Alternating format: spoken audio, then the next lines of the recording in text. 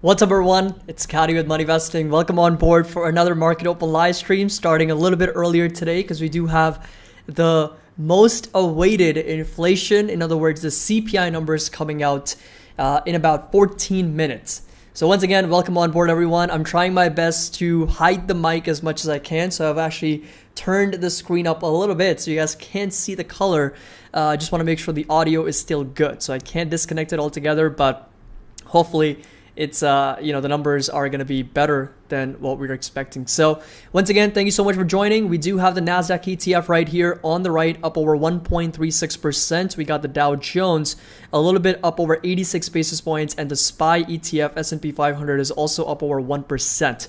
Do me a favor and let me know if you guys can actually hear this. I'm going to play, CNBC right now. Let me know if you guys can actually hear this. As soon as they come back, I will play this, and just let me know in the live chat if you guys can actually hear it well.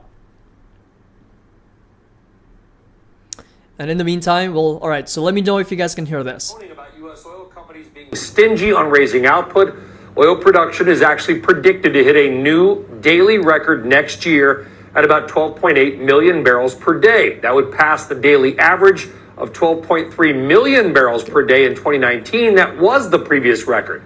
So that would be a nice pop. But to your point, even with expected higher production, the agency. Awesome. Great. So we're going to wait about 12 minutes until the numbers are released, and then we'll see how the markets react to it. In my yesterday's video, when I went over the CPI numbers, we talked about how, if inflation number, the expectation really is at the moment, this right here is the CPI numbers. This is the expectation with year over year. Right now we're sitting at 8.5%. The consensus is 8.1%. The range is going to be 7.9 to 8.3%. So a lot of economists, a lot of strategists, a lot of analysts think that inflation may have peaked and we're going to start to see a deceleration in prices. And excluding food and energy, we're going to be expecting the number to end up at 6%, coming down from 6.5%, which is where we are right now. And the range is going to be 5.9 to as high as 6.2%. So expectations are for prices to come down. This is the previous report when we saw 1.2% increase in March. That was that month-over-month change. And obviously that was the highest increase in a very long time. And the total CPI sitting well over 8.5% and core CPI sitting at well over 6.5%. Another thing that was mentioned that I wanted to go over is that one data point does not make a trend. One particular number, one inflation reading doesn't necessarily mean that we're actually starting a potential pullback or a deceleration in prices. So it is really important that we understand that. The market may see that as a positive. Inflation number really pulls back, but we've seen that in the past as well, right? Inflation numbers stabilize around these levels, right? So we just consolidated sideways and then started pushing higher even further. So even on this report, you can see that month over month change started to slow down here, then picked up, slowed down here, then picked up right back up, right? So it was it's been on this sort of trend where it pulls back and then reaccelerates, pulls back and then reaccelerates. So one data point alone is not going to do anything. Sure, we could see that month over month change to decline quite a bit, but we need to see that trend play out over the course of the next 6 to 8 months so that inflation is back under control, under 3, 4, 2%, around those levels. So once again, thank you so much for joining, everyone. Make sure that you do also drop a like. And did you get the charts I shared yesterday for CPCE? Yes, Ranjit, I got that. Thank you so much for sharing them. I really appreciate it.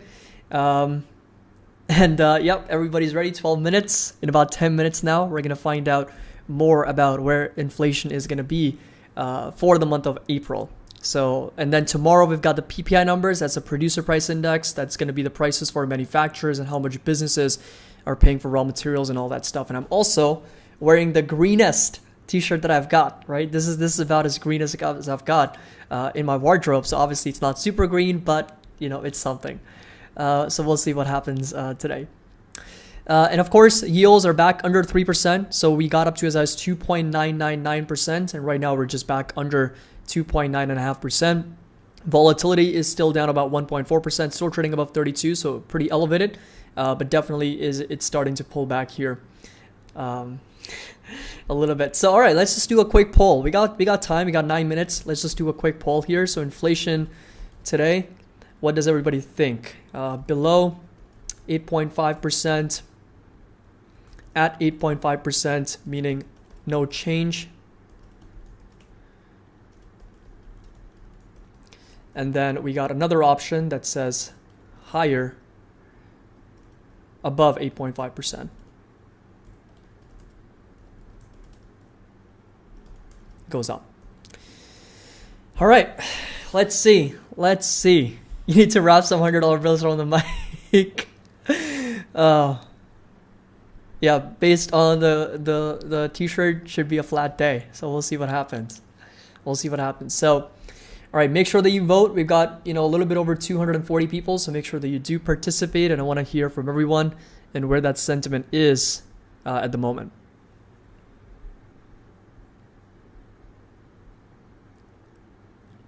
Out of this new CPI data that it's coming in moments. You don't want to miss it. Stay tuned. That's the consensus. Should be interesting. Consensus 8.1%. So what am I expecting, Steve? I'm expecting about a flat number. I wouldn't be surprised if we end up right at 8.5%. And the reason I say this is because, yes, we've seen prices for other things, other items to basically pull back a little bit. But when you look at the average national prices for gasoline in the US, that is still, in fact, it still hit a new record high, right? It's trading at $4.38 per gallon in the US on a national basis. And for a lot of different states, they're also much, much higher. That is a pretty big expense for a lot of consumers, for a lot of people in general. And that eats into the profitability and the margins for a lot of businesses. So that is my only concern, is how much of the increase in oil and gasoline prices and electricity is going to be impacting this inflation report that we're about to get for the month of April. So that's my only sort of question, a little bit of uncertainty there, because we did see inflation go up, come back down, go up again, come back down. So it's just been pretty elevated, right? So prices have been more persistent at these levels, well over $100 a barrel. So I think that, could definitely put some pressure on overall prices. But I made a list yesterday that I shared with everybody. Those are the things that I'm really watching. That's going to be groceries, dairy products, meats, poultry, eggs. We got transportation expense. So airline fares that are up, quite substantially, 11-12% year over year. In fact, let's just go over the report here very quickly. If you go down, there we go. So transportation services on a year over year basis up 7.7%. Let's go down a little bit further. All right, right here, transportation services. Then you look at airline fares, up 10.7% on the month. So February to March on a month-over-month basis, that was up quite a bit. And then year-over-year, this is up 23%. So that's definitely something that I'm watching. Then I'm also keeping a close eye on tobacco, smoking products, up close to 7% year-over-year. Of course, used cars and trucks is going to be the one to watch, also up 35% year-over-year. New vehicles up 12.5% year-over-year. You got commodities. And apparel prices also up 6.8%. And then, of course, energy, we all know, is up substantially, 32%, 48%, 70%, 48%. And then we got some meats, poultry, eggs, fish, dairy products, and fruits and vegetables. And those are also up 13%, 7%, 8.5%. So those are some things to really, be watching. Food at home, also up 10%. Cereal and bakery products up 9.4%. So we'll see what the numbers are going to be in about 5 minutes. All right, so what do we have? We've got 52%, so more than half people expect inflation is going to be below 8.5%, so it comes down. 27% expect inflation is going to have no change. It's going to stay put at 8.5%, and 21% expect that it's going to be above 8.5%, so it's going to go higher. Interesting data, and again, that is a consensus that we are going to see a pullback in inflation and overall prices. So we'll see what ends up happening. So Doc Martin, thank you so much for that. I really appreciate it. And glad to have you on board. Macintosh Plus, thank you so much for being here. Really appreciate it. Ajay, thank you so much. Appreciate the comment. And 4 minutes and we are off. Should be exciting, right? Butterflies. I think this is really going to be one of the more important reports when it comes to economic data. So we still have 4 minutes, so we'll wait and then the relative charts, obviously we've been selling off quite a bit. Lots of stocks have been selling off, right? I did a video on Upstart earlier. So that is a very, very interesting video because of the volatility. I mean, Upstart is one of those stocks that went up 1,600% and now is down 92%. That amount of volatility you just cannot replicate in any market, right? It's just been crazy. But we'll also start with our 4 split screens here. So we'll keep a close eye on individual stocks as well.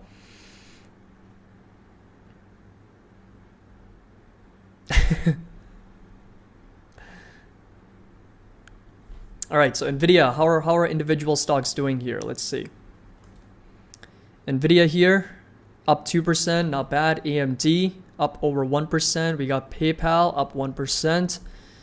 Upstart, down 2.5%. We got Apple, up 1.22. Meta Platforms is also up 1%. We got Amazon, up 1.64. And Tesla, also pushing up 1.66%. So overall, there is some momentum here going into this report, and now we're just gonna set ourselves up. So QQQ, SPY, it's gonna be down here, and then we'll just listen in on this.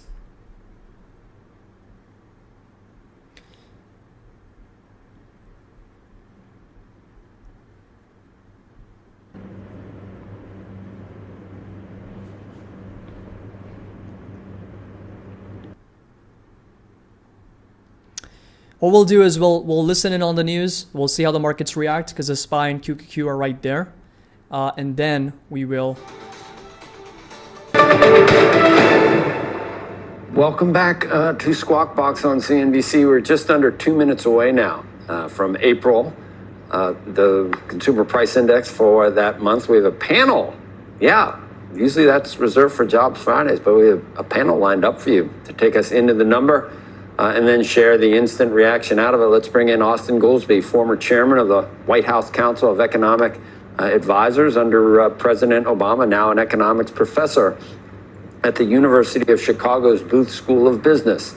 Also, Tyler Goodspeed, former acting CEA chairman. He's now with the Cato Institute and Stanford's Hoover Institution. Stephanie rejoins us. Stephanie Link, chief investment strategist at Hightower and a CNBC contributor. And our own, oh boy, we have a Mike Santoli and a Rick Santelli. That's problematic. We're going to get to you in just a second, Rick. For starters, I'm going to go, it's easiest for me just to go right and then maybe clockwise. Austin, you got about 10 seconds. Are you nervous going into this number, or you think it might be a little bit of a respite? You never get nervous. We know 11 of the 12 months that make up the headline number for the last year, but this month over month, what was the new inflation? I'm really going to keep an eye on that because that could tell us whether this is going to stick with us for a long time or whether Team Temporary is coming back out of the closet. Okay, I would have gone clockwise, but I don't have enough time now, so I'm just going to stall until it comes out. April CPI data numbers. I think it's Rick. Is it Santelli? Yeah, Rick Santelli. The numbers, please.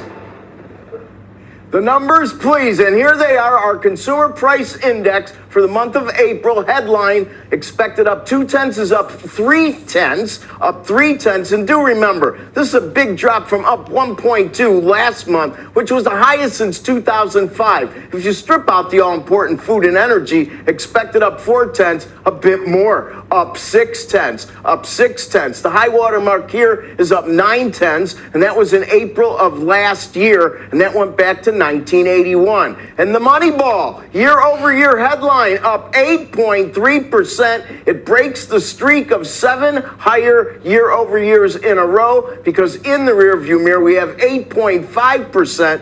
And of course, 8.5% takes us back 4 decades. It is a small reprieve, but a reprieve nonetheless. And if we look at core ex-food and energy year over year, same dynamic. It's higher than the 6% expected, Joe. It was up 6.2. 6.5 in the rearview mirror is the highest since 82. So we've definitely moderated just a bit. We see interest rates, well, they have changed rather dramatically. Rates across the board pretty much, and especially the long maturities have moved higher from from down 5 to up 4 or 5, over 3% again on a 10-year. And the reason is quite obvious, is that even though there is moderation, the moderations are small, but we do want to keep a very close eye on several things here. And the first, of course, is that food and energy really did throttle up to the upside. So when we looked at headline, when you stripped out food and energy, the fact that it moved up showed us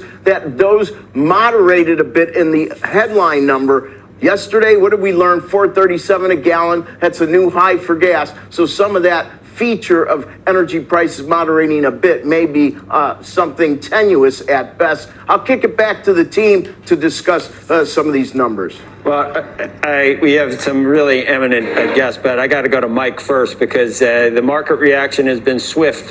We talked just a few minutes ago, Mike Santoli, about whether it was asymmetric risk. I think it was asymmetric. There was nothing that was going to make people happy, and it was not as much of a respite, I think, as we had hoped. The market immediately sold off. Yeah, I'm not sure about the counterfactual. If we somehow got a light number, I think the market would have embraced it. The issue is in the previous days, last few days, you actually have seen yields come in. You've seen market implied inflation projections. They're imperfect measures, but you did see people moderating their expectations for what inflation would be down the road. So leaning on that foot, I do think the number comes as an unpleasant surprise. Now, you can still start talking about whether we're past the peak of inflation, but today's number doesn't settle that in any satisfying way. So that's absolutely right. So we got about an 8.3% read on a year-over-year basis. The expectation was 8.1%. So we actually missed. There was a negative surprise. However, it still pulled back, right, from previous month when it was 8.5%. Month over month, CPI overall jumped 30 basis points. The expectation was 20 basis points, so 10 basis points higher. However, still a significant pullback from 1 month ago when the CPI number was up 1.2% month over month. Core, when you strip out food and energy, 6.2% year over year, a little bit higher than expectations again. Expectations were at 6%. And then month over month, we saw an increase of 60 basis points as opposed to the expectations at 30 basis points. So overall, I would say from 1 month ago, we are seeing somewhat of an improvement. However, expectations weren't met for these numbers. And let's see if you actually get those numbers here. I'll have to open up. All right, we'll go to BLS, Consumer Price Index here, and PDF. All right, so this is for the month of April. So big decline here, obviously coming from 1.2 to 0.3%. So only a 30 basis point increase. This is the same number that we got from in August. So definitely coming down here a little bit. This is, definitely improvement, but it keeps the door open to this continued debate that if this is indeed the peak back in March for inflation, or if this is just a little bit of a cool off before prices reaccelerate once again, similar to what we have seen in the past. This entire month of June, July, August, September, prices were pretty stable before we started to accelerate once again. So again, this is just one data point. The thing to be happy about is that inflation did come down. We didn't quite accelerate because for the last seven consecutive months, CPI numbers were just going higher and higher and higher and higher on a year-over-year basis. So that's definitely a bit of a cool off. However, still not as great as what the expectations were. So if we come down a little bit here in the report, just want to take a look at all the way on the right. So this is going to be month over month changes. And what is going to be that biggest decline here? So we got gasoline fuel down 6.1%. That is good. We got motor fuel down over a little bit over 5.8%. So that's a negative number. Again, negative 5.4% for energy commodities. And then we got fruits and vegetables. Actually, dairy products still going up 2.5% month over month. Now they're up over 9.1% year over year. And then, of course, we were looking at cereals. We were looking at meats and poultry, dairy products.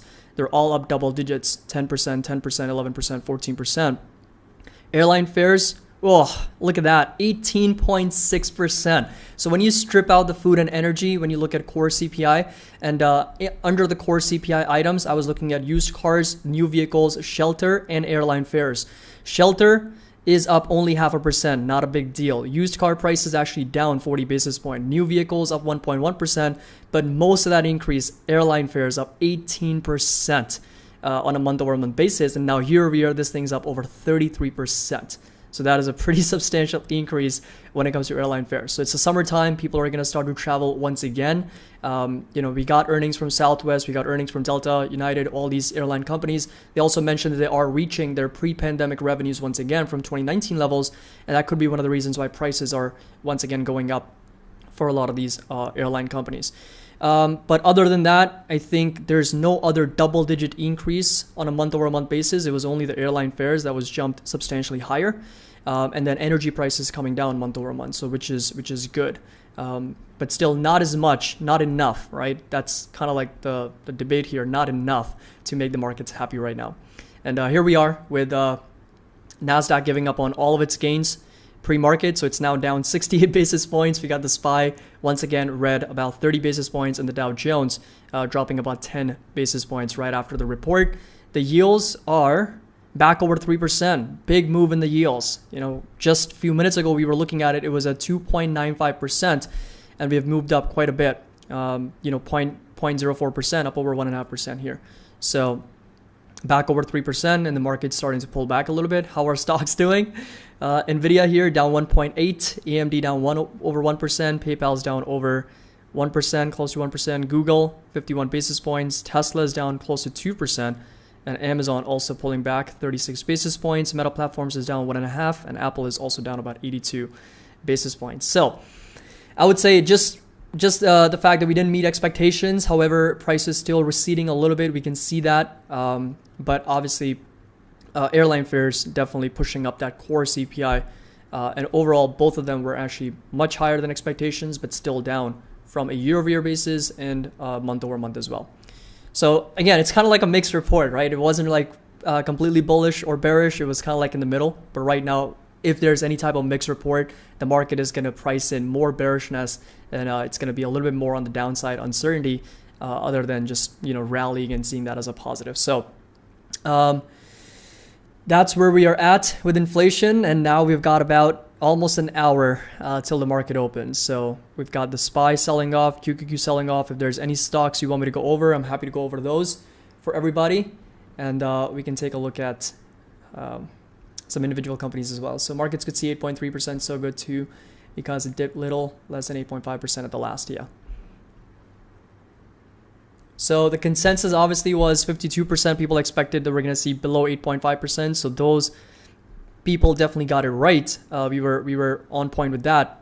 However, another thing that I want you guys to answer for me is if everybody here believes that this was indeed the peak, or if this is something very similar to what we saw back in June, July, August, and September.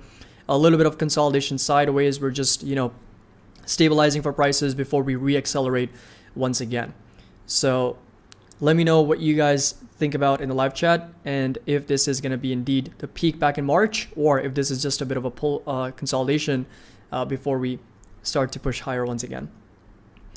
All right, let's go over some individual companies here, and we'll start with AMD, Advanced Micro Devices. We'll also cover Upstart here in a minute, but AMD, we've talked about how there's going to be a very strong support. Yes, I can stop hiding the mic. I can pretty much lower this now since the markets are already red and they're selling off. But this right here for AMD is going to be that support area, right? So inside this green rectangle, that's going to be somewhere between low 70s, like $71 to $74 a share. It's going to be a very, very strong area of demand and area of support here for the company. But overall, it's just been on this lower highs and lower lows, with resistance staying put at close to $100. So Darwell says, I don't think it's the peak. With summer coming up, people are going to continue to spend. Yeah, I mean, that's definitely a possibility.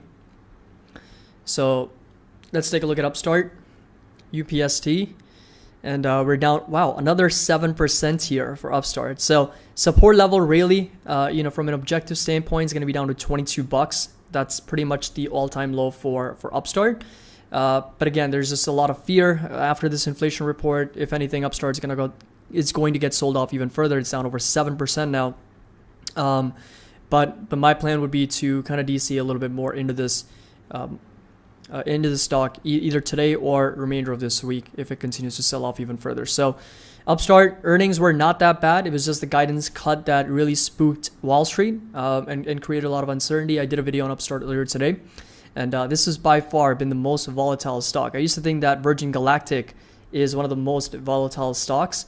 So if you come over to SPCE, you'll notice, we've gone up 529%. We've gone up 308%. Then we've dropped down 90%. But I think Upstart definitely takes the crown when it comes to the most volatile stock in the market in terms of that move up and then right back down, because this stock went up over 1,600%. There's nowhere near close. And then down about 92%. So definitely coming right back down. So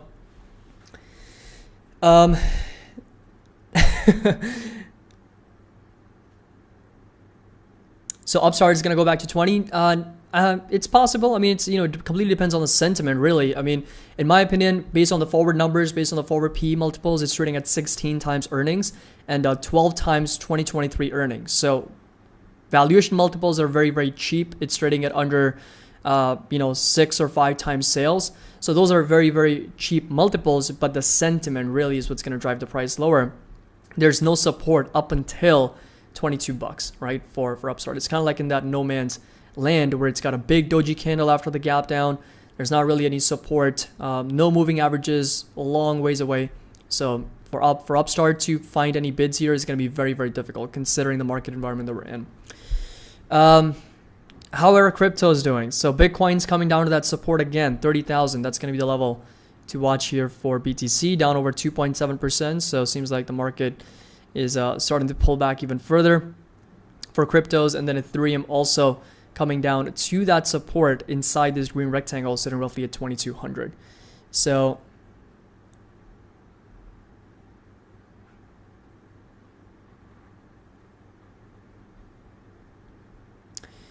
all right, let's take a look at Tesla. Let's see where Tesla's at. And then we'll take a look at some other companies and then also talk about rates. I think rate hikes is going to be interesting as well. So Tesla down about 1.5%, down to 787. This right here is going to be that support, right? Inside this green rectangle, so sitting roughly between 700 to as far as 755. Trading below the moving averages, both the 200 and the 300 SMA. So that green rectangle is where the support is going to be. And even below sub 600, sub 650, I would personally be considering to kind of add more shares for Tesla. So when it comes to rate hikes, Nick says 75 basis points back on the table. With inflation looking harder to tackle, do you think there's a possibility for the Fed to raise 75 basis points for interest rates that would kill the market? So we heard about what the Fed was saying, right, in the last FOMC meeting. They said that the 75 basis points is not under consideration for now, but things can change very, very quickly. And since the Fed is so data dependent, I mentioned this in my yesterday's video as well, inflation is going to be a very important indicator for them. Inflation is a lagging economic indicator because we learned about the previous month's price increases, so inflation numbers. But for the Fed, since they are data dependent, they're looking at financial conditions. For them, this might be a leading indicator because they're going to look at these numbers and they're going to look at the PPI numbers that come out tomorrow. They're going to look at the personal consumption expenditure, which is the Fed's preferred measure of inflation. And then they're going to make a decision what type of policy change they need to make, if any. Right now, 50 basis points is almost a certainty at this point among the market participants, among investors. The Fed Fund future is also pricing in a 50 basis point hike for the next meeting, right? So if you go back over to this here,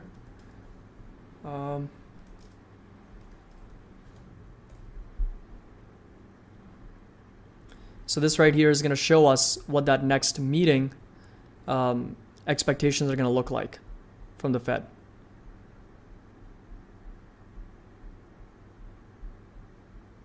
So we look at probabilities and we go over to the June meeting. So right now we're sitting at 75. A 50 basis points is going to put us roughly at 125 to 150 basis points. So that's an 82% probability that in the June meeting, the Fed raises rates by 82%. Now, if over time, if this probability tilts more towards this, which is 150 to 175, which is going to be only 17% right now. So if you look at a 50 basis points versus 75 basis points, 50 basis points of probability right now is 82.8% versus 75 basis points is 17.2%. So if over time, up until June 15th, if this number starts to pivot as we get those more economic data, I think the next meeting is going to be after the next inflation report. And of course, we'll have the unemployment numbers in the first Friday of June. So if this number, shifts more towards that 75 basis points, then yes, the market's going to start pricing in that number. But like I said, today's report was a little bit mixed. We are definitely seeing a pullback from a year-over-year perspective, month over month, very, very small increases in prices. So that's good. However, we didn't quite meet expectations. And airline fares are definitely going higher. Gasoline prices did pull back month over month, but we're still seeing AAA recorded average national gasoline prices per gallon still hitting at a record high at $4.40 a gallon. So those are still some issues that are going to be questioned, and it's still going to put us in this debate whether inflation's peaked or not. But regardless, I think the Fed has made up their mind that at least 50 basis points is what they're going to do over the next couple meetings. So we will have to be prepared for the interest rates to be somewhere between 1.5% to as far as 1.75% by the end of this year.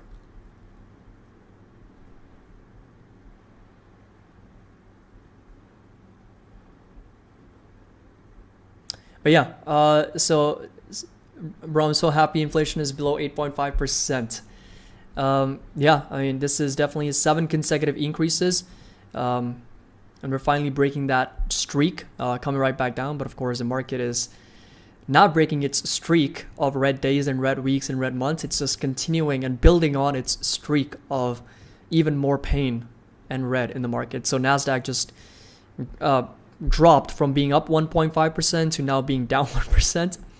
And S&P also down about 60 basis points, with Ethereum and Bitcoin very, very aggressively selling off here. Ethereum just over 2,200, down about 5.6%, and Bitcoin dropping below $30,000 once again right now. I can't remember, what was that? There was like a coin that I think felt like 50% or something down to some insane levels. And I saw some people talking about it in our Discord. It was like a stable coin or something that I think fell quite a bit. But all right, going back to some individual stocks here. So let's take a look at Unity Software. Yeah, Ryan. So Luna, I think, was the one that fell quite a bit. But anyway, Unity Software about 30%. Looks like they beat on EPS. They actually met expectations on EPS, but missed on revenue slightly. And let's see what their guidance was for the company. So revenue outlook for second quarter, full year 2022 issued, shares plunge after hours. So analysts were expecting 8 cents. They reported a diluted loss of 8 cents. Revenue $320 million for the quarter, up from $234. Analysts were expecting $321, so slight miss there. And the company expects Q2 revenue of $290 to $295 million. And for the full year 2022, they expect sales to be $1.35 to $1.43 billion. And analysts were expecting $359 to $1.49 billion. So unfortunately, they missed guidance.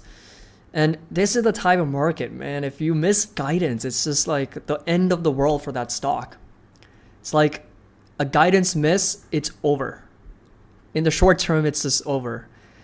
A 29-30% move is like so normal, isn't it? Like in this market, over the last couple of weeks, how many stocks have we seen drop at least 20%? At least 20% in the last couple of weeks here, this entire earnings season. It's just become the norm. It's so normal to see stocks down 29-30%. It just doesn't even feel anything anymore. I think Upstart was the only stock down over 50%, but 20% has just become the normal. But anyway, 1.5 billion if you do that as the actual revenue for the company for fiscal year 2022. 14 billion is the actual market cap, so 250 divided by 1,500 It's trading at over 9.5 times sales. So Unity Software, that's certainly a little bit of a rich multiple. So 9.5 times sales is certainly a bit rich. It was trading in this lower high and lower low pattern, but unfortunately it's going to open way down here at a new all-time low for the company. So Coinbase, I did go through their numbers, and there was a lot to dislike and very, very little to like, because the company unfortunately had a little bit of a decline in their transactions, in their transaction revenue, in the asset holdings. The actual user accounts were still up, but they are still pretty confident about the long term. They still see that this is being a short-term volatility right now with crypto assets selling off at the moment. They still remain very confident long term, but unfortunately there was not a lot to like from the company that they reported, and a year-over-year decline for Coinbase. But needless to say, the valuations is just an insane level. $56, I think it's trading at like 3 or 4 times price to earnings.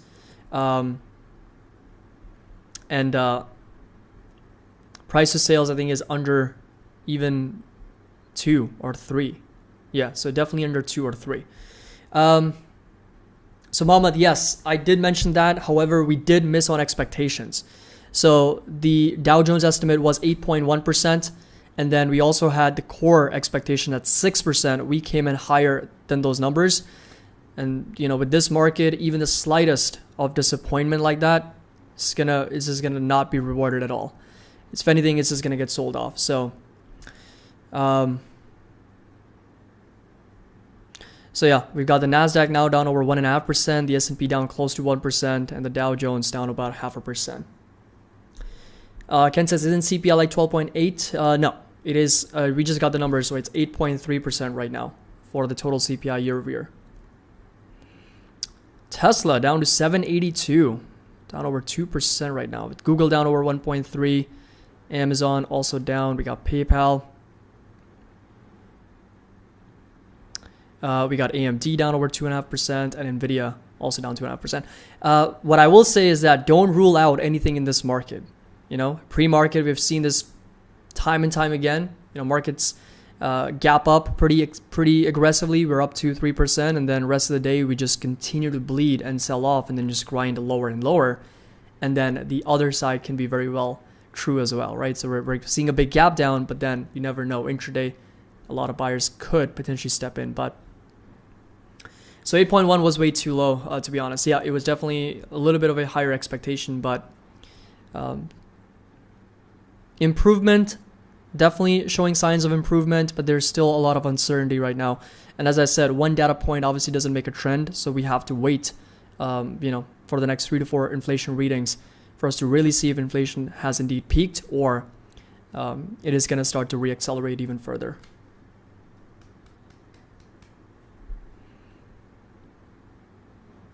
So QQQ is set to open below 300 again at $295.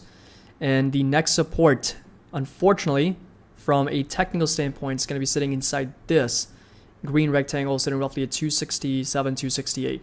And that's going to put us down roughly 30% from all-time highs. The NASDAQ has been negative for 5 weeks now. 5 weeks? 5 weeks, more like 5 months. No, I'm just kidding. Yes, it has been very, very brutal.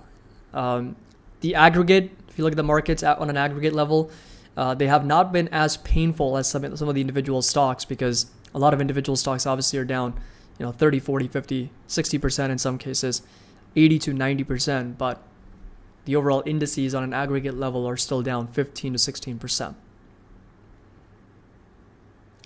Steve, yes, check out Bitcoin. I did. We are now starting to break down below $30,000 once again. It's coming down over 5%. And we got Ethereum also selling off quite a bit. It's down over 7%. So, and the VIX here up over 4%, so back over to 34. Definitely very, very elevated. And this is going to be that green sort of rectangle, 35 to 40 levels that we have tested in the past, and then we have pulled right back down.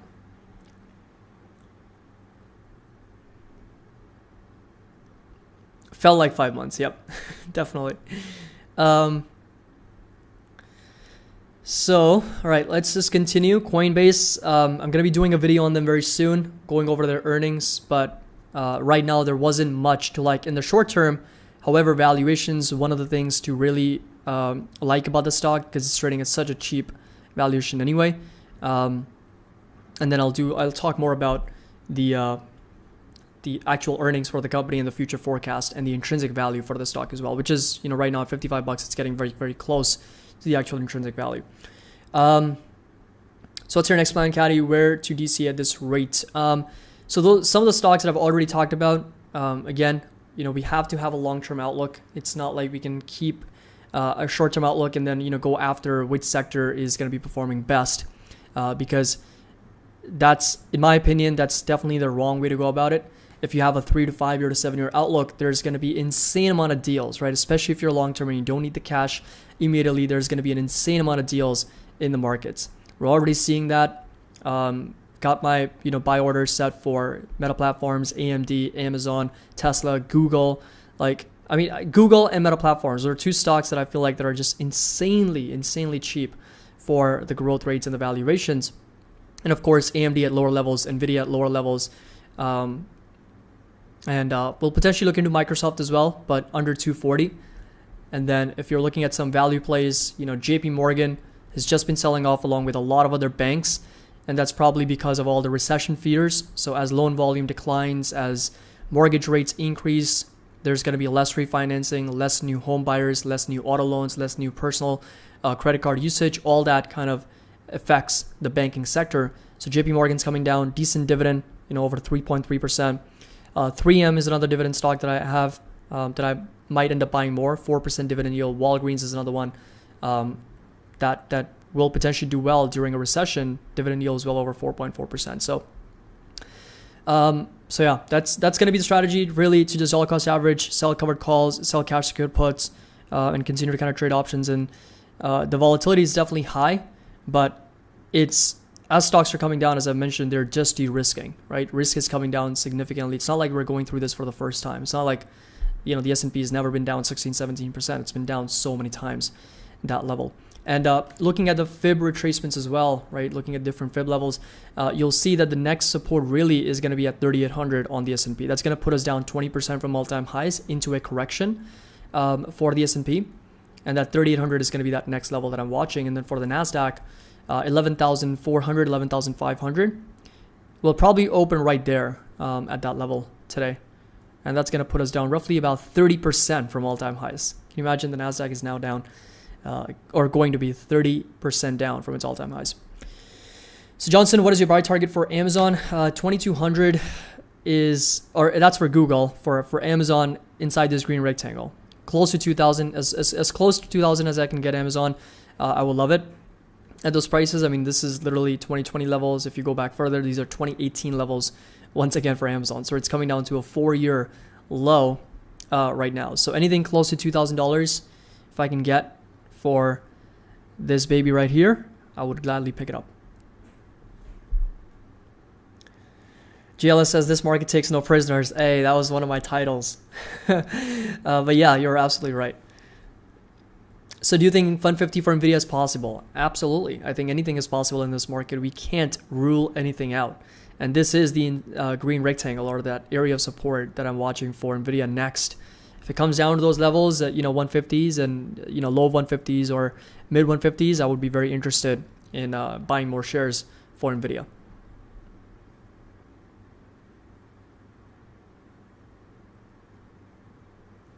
So Upstart, next support, unfortunately, if you look at it from a technical standpoint, the next support really is going to be at that all-time low at $22. Because right now, like I said, it's like in this no man's land where we saw a big gap down. There's no previous support from these levels. So really, there's, I would just watch yesterday's low, which was at $29.02. So yesterday's low would be a decent starting point. But if you take out that low, then unfortunately, $22 is a possibility for the company. So NVIDIA has earnings coming up. Yes. NVIDIA definitely has earnings coming up later this month. So that should be very exciting. And I would honestly be very, very surprised if a company like Nvidia drops over 20% on earnings. I mean, this is the type of market environment we're in, where even the big names, even some of the biggest blue chip, large cap tech companies are just not immune to the amount of selling that we're seeing. Collectively, they've lost over $1 trillion in the last 3 days. And collectively, if you just look at the FANG stocks, not including Tesla or Microsoft or some of those companies or Nvidia, FANG stocks collectively since the beginning of this year have lost over $2.2 trillion in market value. Just an insane amount of number, disappeared, just in thin air, gone. So Nvidia, I expect nothing but strong numbers year over year, but it's in this market, it's tricky, Like, look at AMD. Look what happened with Advanced Micro Devices, right? They reported some of the best numbers out there, raised guidance, 60% growth, low multiples, and yet the stock price doesn't move. Same thing with Tesla. So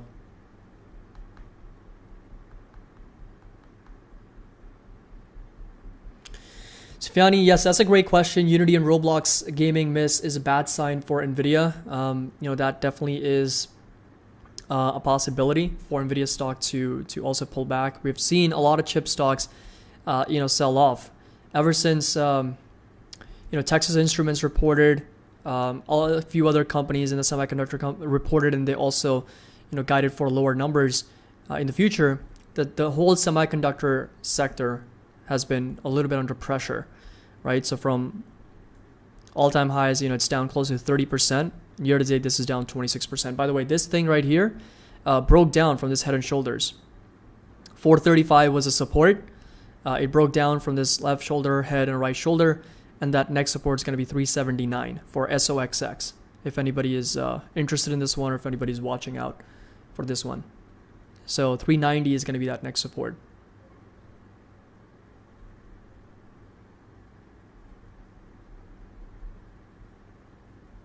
So that's going to be that support. Resistance stays put at close to $435 now.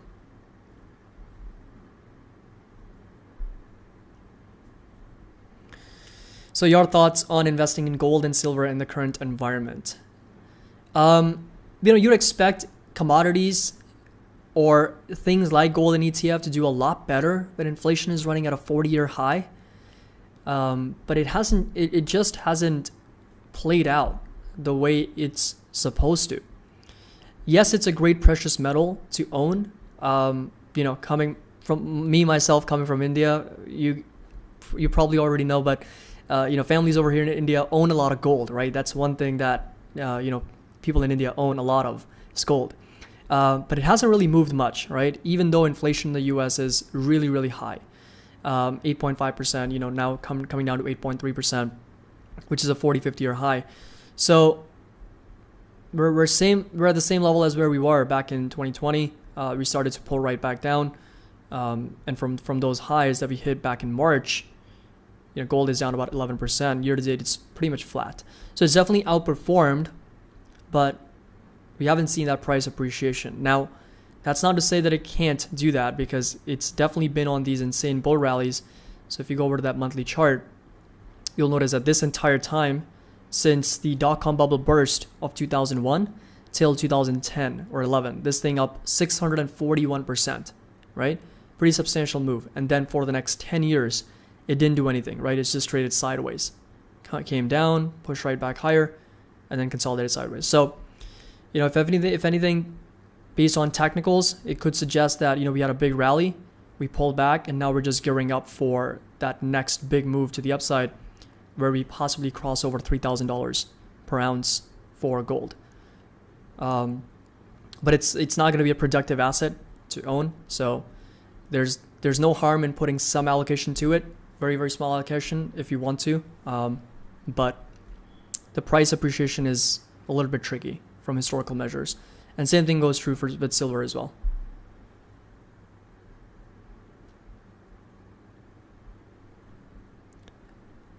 All right, let's take a look at Costco.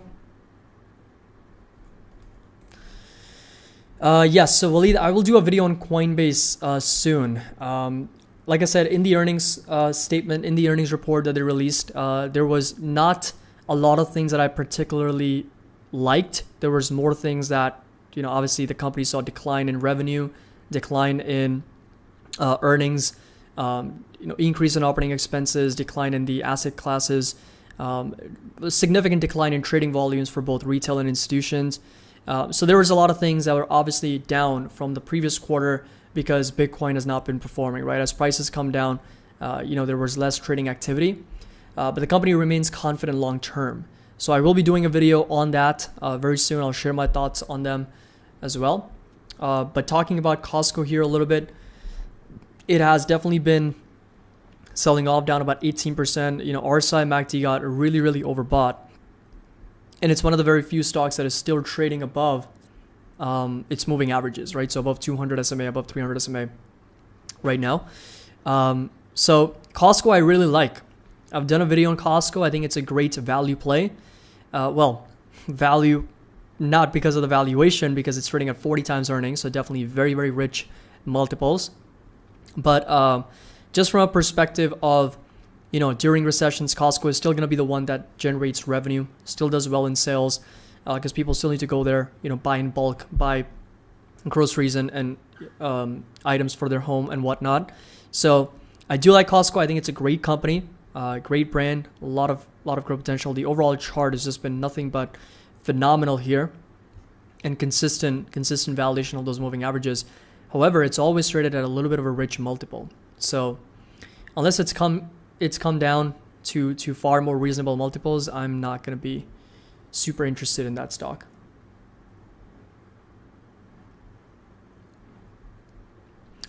All right, how are the markets doing here? QQQ still down about 1%. We got the SPY down about 63 basis points, and the Dow Jones down about 35.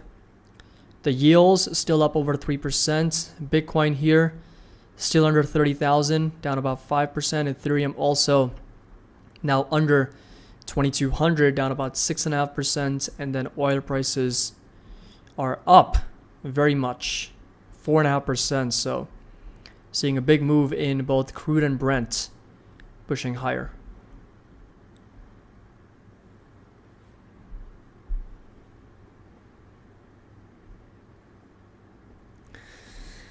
Yeah, Steve, that's that's great. I mean, it's just been a wild market, right?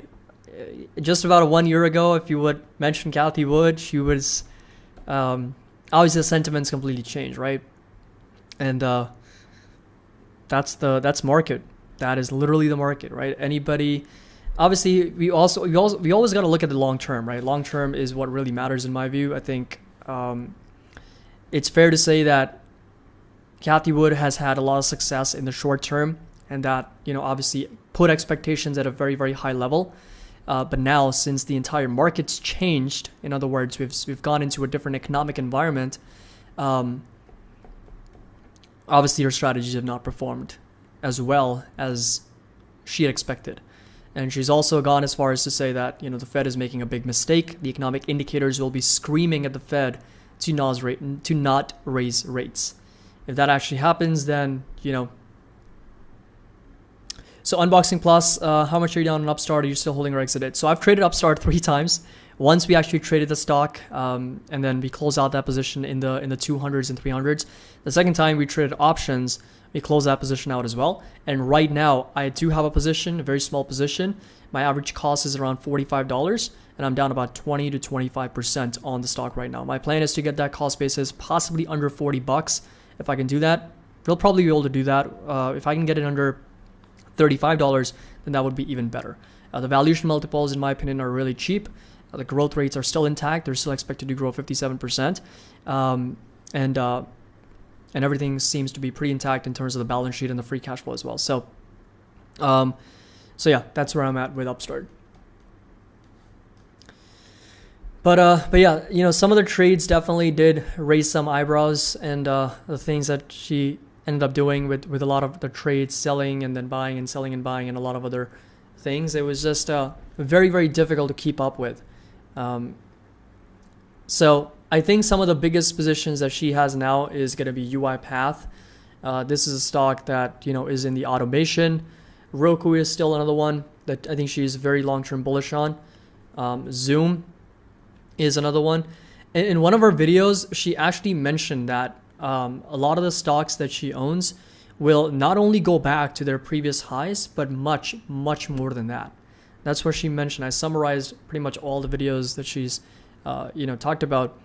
But that honestly is a very bold, prediction to make, because for Zoom to go back to its previous highs, it would take another 573% move, right? For companies like Roku to go back to their previous all-time highs, that's going to be another 517% move. So, that puts a lot of pressure on a lot of stocks, because, a 20% drop or a 30% drop, stock needs to recover more than that just to break even back to where it was. That's one aspect of math which I absolutely hate right now. So Nikhil, any position in Coinbase? Yes, so very, very small position right now. Probably even like less than 0.1%. Just took it as a starter position. And then as my conviction develops, I, buy more shares. That's one of the things that if you really want to be into any company, right? If you think that the qualitative analysis is so strong that you feel like I cannot miss on this opportunity, I want to get in, right? And the fundamentals may not quite be there, right? You think the fundamental story, because this is what happens, right? When you invest in a company that's solely trading on qualitative analysis, the risk reward is just so far tilted in the favor that it's going to be high risk and high reward, right? Think about everybody who invested in Tesla before the fundamental story was there, before any of the financials were present, before the execution was there. When none of those things were there for Tesla, the risk of bankruptcy was also very, very high. The risk of the company going under and not succeeding was also incredibly high.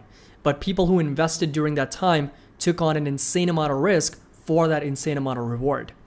Now, if you wait for the company, going back to our example of Tesla, if you wait for that company to develop those fundamentals, to execute well, to generate those financials, by the time it's going to be late, but it's not going to be too late, right? Meaning that it's going to be late from the stock price will already price all that information in and it'll move up. But with the fundamentals improving, there's still going to be more upside left. So the risk reward shifts a little bit, right? It's going to be moderate risk to moderate reward. It's not going to be high risk, high reward that's what it was before when the fundamentals were not quite good. So, and then now when you look at the fundamentals that are very, very great, like very, very good, now the risk reward is even lower, right? So obviously Tesla is not going to go up another 1,000%, right? That would be crazy. I mean, we'll see what happens in 50 years, but the expectation would really be that Tesla is not going to go up to like 1,000%, like hundreds of trillions of dollars market cap would be just an insane number. So now the reward is less, but the risk is also less because the fundamentals have improved so much. So if you've ever found a company that, qualitative analysis wise is doing really well, you like the brand, you like the idea, you like the concept, but the fundamentals are not there, you can take a small position, right? You can always take a very small starter position and you build that position over time as your confidence develops. So that's the way I do it, right? If I like a company like, Coinbase, or I like a company like Palantir, like I'll start a very small position. I'll take maybe to start off like 5 shares or 10 shares, whatever, relative to the portfolio, a very small position. And then you build that position over time as your confidence develops, as the company reports earnings, as the company reports better numbers, as the margins are getting better, and whatever you anticipated or expect from the company to do, that's getting better. That's when you can start to increase your position. All right, let's take a look at Matterport. We got about 15 minutes left for the markets to open. Matterport here, just down to 420. So not really moving all that much, down about 1.4%. Looks like they beat on both revenue and EPS. All right, let's see here. So Matterport posts a wider Q1 loss, revenue rises, issues second quarter 2022 guidance. So revenue the quarter was 28.5 million, up from 27 million same time last year. Analysts were expecting 27.5, so we got a nice decent beat. For the second quarter, the company anticipates revenue 28.5 million to 30.5 million, and a loss per share of 13 to 15 cents.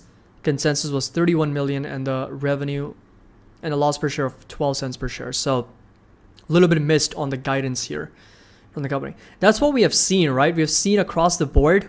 For a lot of companies, the revenue and the earnings they've beaten those numbers, but in terms of guidance, they've almost all missed. Like a lot of companies have just completely missed their guidance. Now, I don't know if Wall Street expectations were really high or if companies are actually struggling over the next couple of quarters to guide higher or reiterate their guidance or meet expectations. But it's been the case, right? We've seen, I mean, just 3 earnings report we have read this morning, the companies have missed on their earnings guidance, right, when it comes to the next quarter. So that's been very, very interesting. Luke, what time do numbers come out? Numbers come out about an hour ago.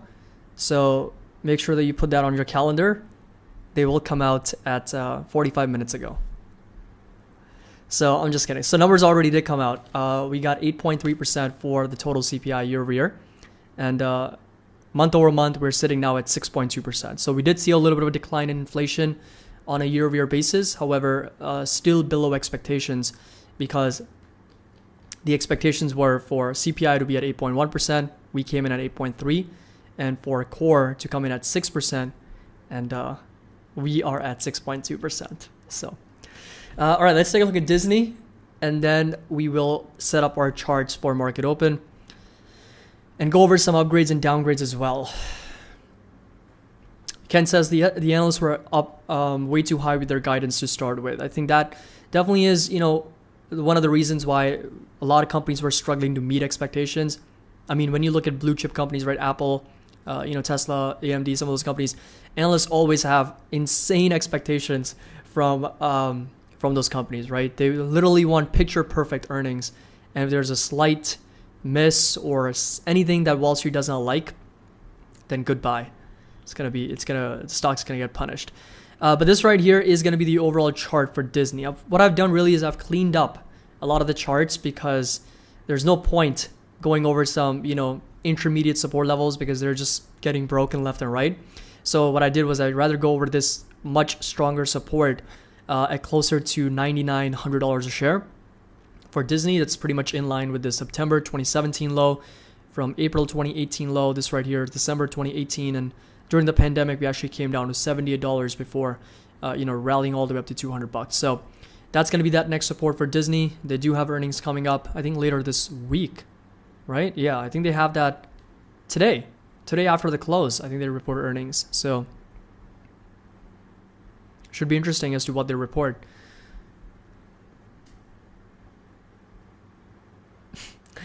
Please get a $5 pop filter for your mic. Yes, I'm definitely going to order one from Amazon. Got to give them some business, right? So that can be a part of the next earnings. All right, so let's see where the market poll is. Today, I think it might be a good day to do some market polls because we've seen nothing but negative sentiment. But today's inflation numbers came out and the markets are gapping down here. There's a little bit of uncertainty, right? Buyers could step in intraday. Or the selling pressure could accelerate. So it should be a good time for us to do a nice little poll.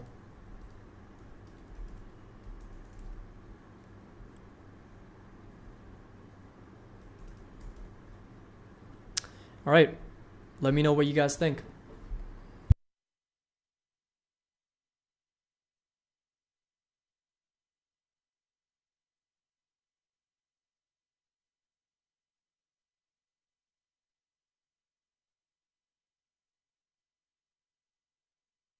I've got a green bottle though, if that helps. It's completely green.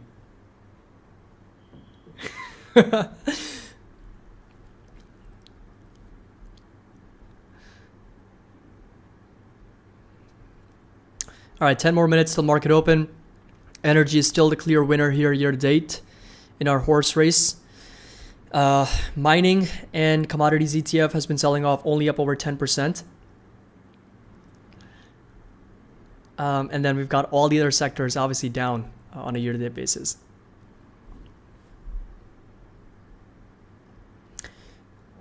All right, so the poll right now, we got about 102 votes, 33% green, 46% red, and we got 21% flat at the moment.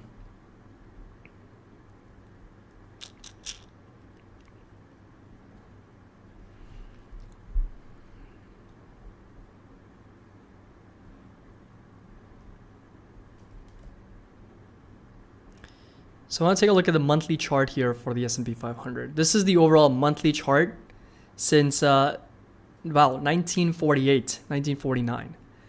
And we've obviously every single time, imagine how crazy of a trend reversal it would be if the S&P 500 in this monthly chart since 1950s, that's what, 72 years or something, has never broken down below its 300 moving average. Right? So it's almost always the two times we've actually validated the 300 SMA is going to be November of 1974 and then February of 09 during that great financial recession here, great recession during the financial bubble. And then, of course, interest rates were going up in the 1970s. So we are still a long ways away. Even during the pandemic, we didn't come down to the 200 SMA or the 300 SMA. So we're a long ways away. Obviously, none of us expect, or at least I don't expect, that big of a correction or a crash. Pretty much, that would be us down 64% from all-time highs. Even talking about it gives me the chills, right? 65%. If that third time we were to come down to that 300 SMA. Sanjeev says, "I expect the unexpected." That's a great way to go about it, man. I love it. But that would be crazy, right? That would be absolutely insane. Looking at the weekly chart, we have, broken down obviously below those moving averages during the dot-com bubble, during the Great Recession, in the past, in the 1970s once again. But every other time we've just validated those moving averages, and it feels like the S&P 500 also this time around is starting to come down to those moving averages. So the 200 SMA from here is going to be down about 28, close to 29%.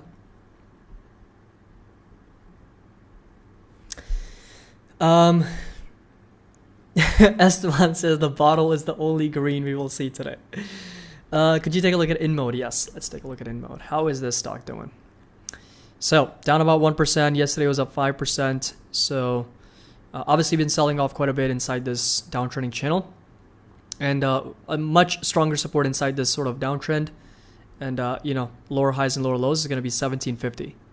So this right here is going to be that support level technically for InMode. And resistance is going to stay put at $30 for the company here.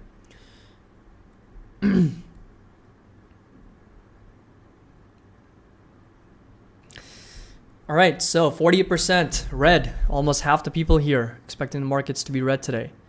Should be exciting. How is the Russell 2000 doing?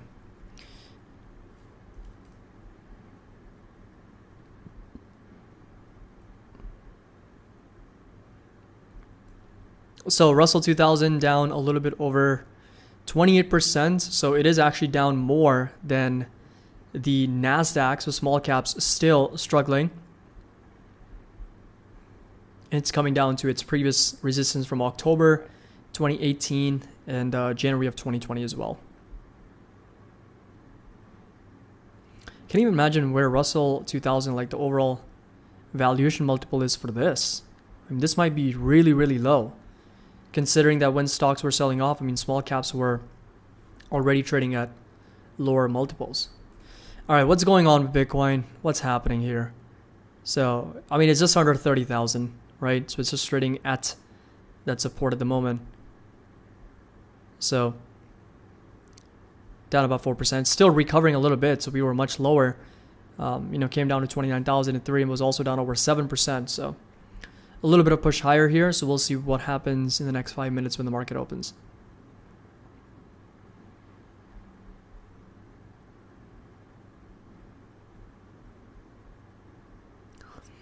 So wasn't Bitcoin supposed to be a hedge against inflation? Yeah, that's what the saying was. It was like the digital gold, right? But even gold, to some extent, has not really worked out in this inflationary environment, right?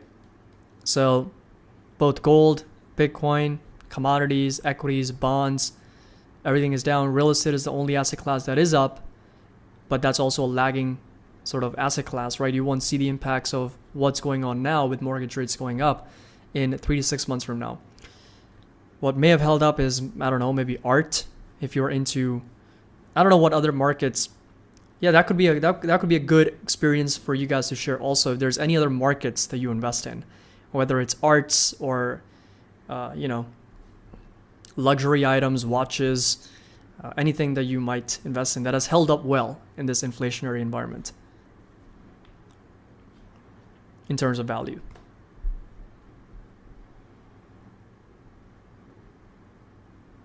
Trading cards.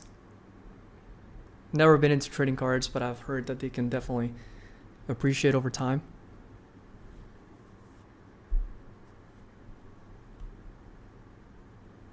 Trivia, yes. So real estate, I mentioned. Real estate has held up pretty nicely, right? Over the last 1 year, it's up 26, 27%.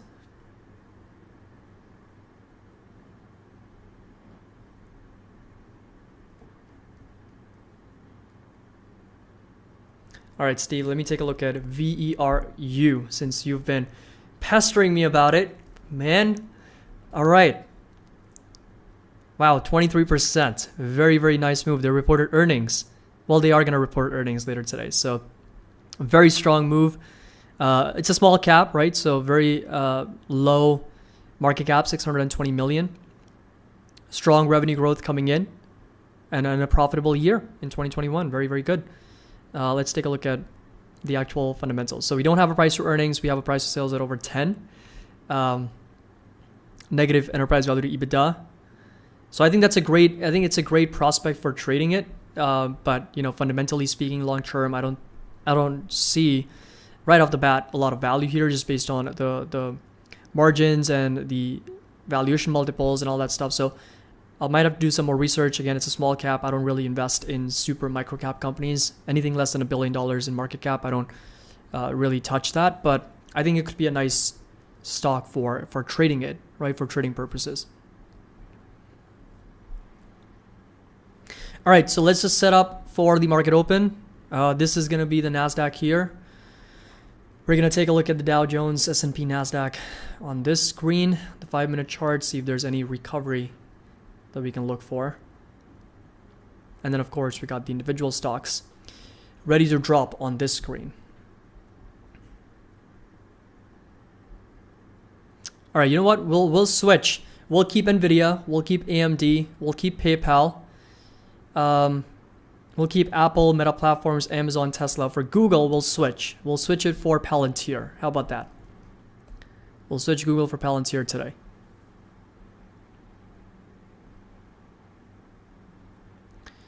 And then we got to keep Tesla. I think that's a given. We got to keep Amazon. Love watching that stock going down. It's just great. And we got to keep PayPal as well. I think that's also, you know, one that keeps us humble, keeps us down to earth with the price that it sells off so much. All right, so off we go. I'm going to close out the poll here.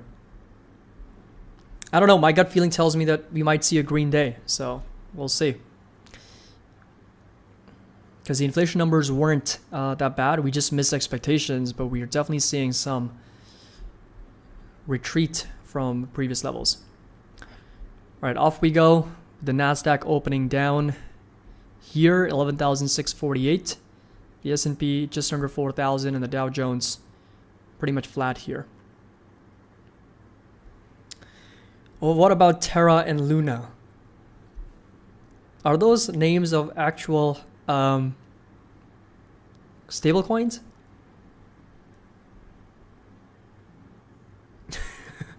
Christian says PayPal has me humble. Good, that's good. So inflation numbers already came out. We already went over them. So you can go back and check out those numbers if you want to. But we'll see if there's any buyers today stepping in on the markets.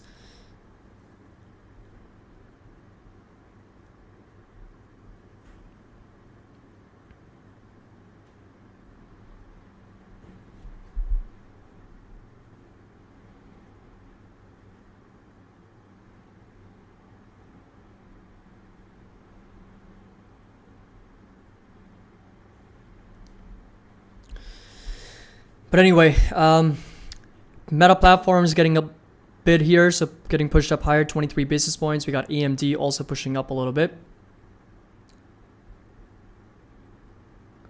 And there's some buyers stepping in at the moment. So did Fiverr also report numbers? Let me see. Wow, 23%. You know, like I said, this is like a given. It's like, it's the normal magical number, 20%. That's like your norm that, you know, stocks have to, if they miss on guidance, if they miss on anything, revenue, earnings, 20% is the minimum, right? That's like Wall Street's magic number. But anyway, let's take a look. Revenue, EPS beat. And we got, let's take a look at guidance. Looking at the company expects revenue 86 to 87.5 million. Analysts were expecting 92.6 million. There we go. For the full year, the company now expects revenue between 345 and 365, compared with prior guidance between 373 and 379. So lower guidance, missed guidance estimates, and what do we have? 26% down day for Fiverr. So for all the future companies, if they miss guidance or they lower guidance, get ready for a pounding from Wall Street on that day. Unity Software down 34%, 35%. Growth Generation, this is another stock that has just sold off like 90+%. 94%. So S&P just turned green. We got the Dow Jones also pushing up 23%. It's only the NASDAQ that needs to catch some bids here to push higher.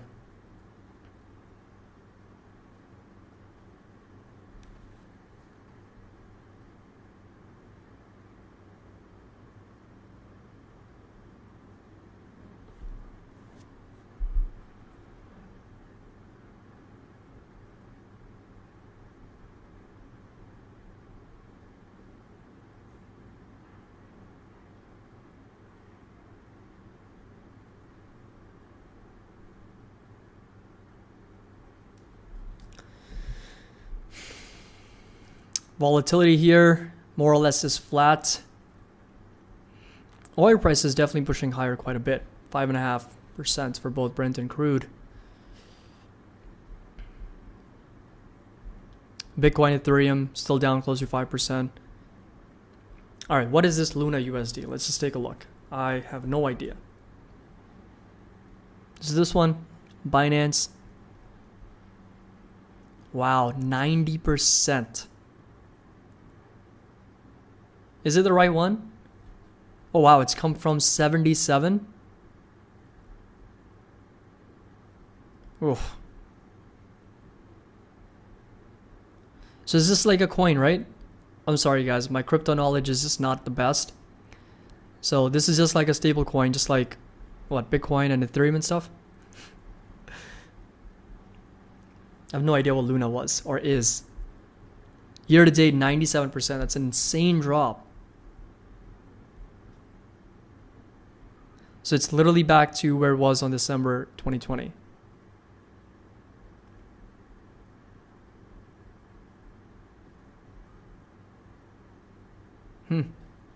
Pretty crazy. And just in this 30-minute time frame, this thing was up 233%.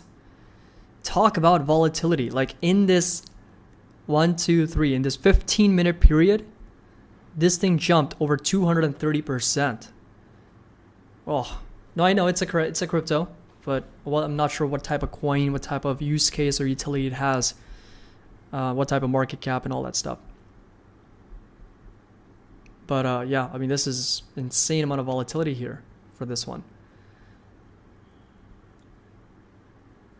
Let's take a look at Coinbase. This seems like it's halted. Nope, it's moving, so I don't think it's halted.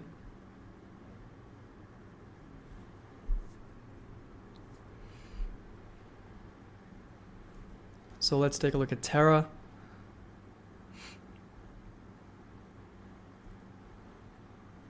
This one's also down 48%. Yeah, I have no idea what this thing is also.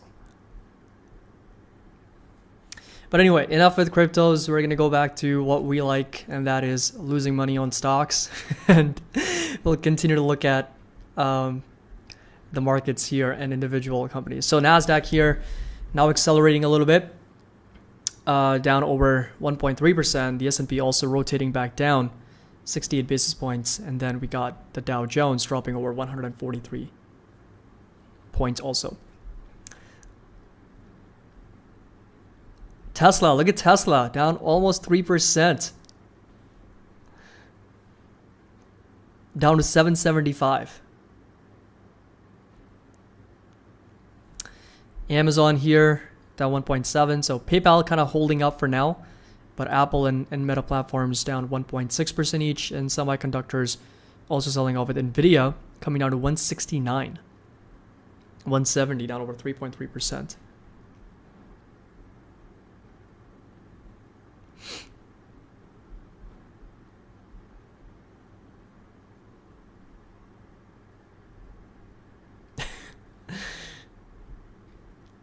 Yes, so getting ready for Caddy to buy some Tesla under 650. Yep, sub 650, around 600. We'll love to buy more finally after a long time. All right, let's take a look at Square. What is Square doing right now? 7%. Wow. A lot of the fintech companies, right? A lot of fintech names are just not doing too well. I mean, let's take a look at SoFi. Down another 5%. Upstart down another 10%. Incredible. Square here down 6.5%. PayPal is holding up for now. It's only down 1%. But it's definitely been selling off quite a bit.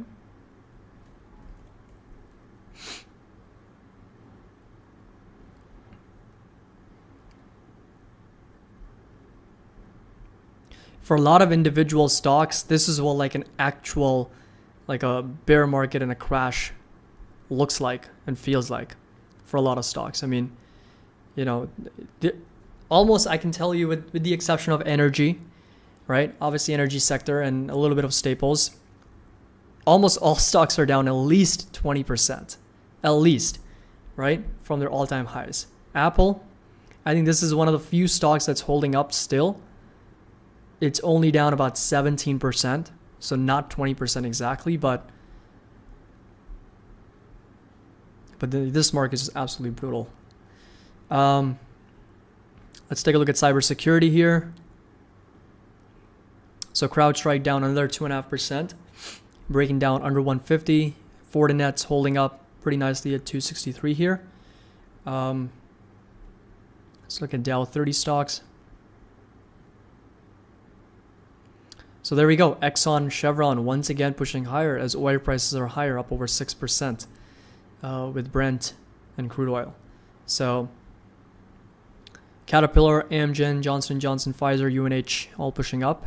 Then we got Apple and Microsoft down 2% each, with Salesforce, Intel also selling off. All right, guys. So this has been a very, very long live stream. Once again, thank you so much for joining. I really appreciate it. The market's here. More or less digesting that inflation report. NASDAQ is down 1.3% because the yields shot up over 3% immediately after the inflation report. Better than last month. In other words, year over year, we're starting to see a bit of a decrease in prices. However, expectations were high and the numbers didn't quite meet those expectations. And as a result, we saw immediately a negative impact on the markets overall. So thank you so much for joining. I really appreciate it. I'll jump over to our Discord and answer any questions there. Post these inflation numbers, go over, share my thoughts on the market updates channel as well, and share any alerts if I do end up buying anything. So thank you so much for joining. I really appreciate it. Make sure that you drop a like and subscribe if you're new. Also check out the Patreon link down in the description if you want to join and be a part of our money investing community. And of course, join our Discord. Get access to all the 11, 12 Discord channels. Option trade ideas, private videos, tutorials, buy and sell alerts, all that stuff. So thank you so much for watching. Really appreciate it. Hope you guys have a great rest of your day. As always, happy investing. I'll see you guys tomorrow.